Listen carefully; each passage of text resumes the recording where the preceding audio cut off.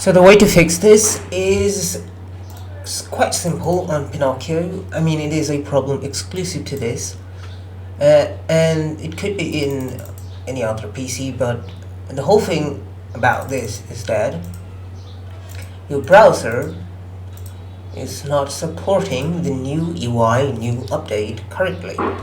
And for that, you need to either use a new browser, but in this case we're running inside ComfyUI. So what you're gonna do is click on pop out, and you're gonna have this, but this will also have some problem. It's gonna look dark, right? So yeah, it's got all sorts of issue. In this case, you can just copy this and head over to another browser, for example Firefox, and it works fine.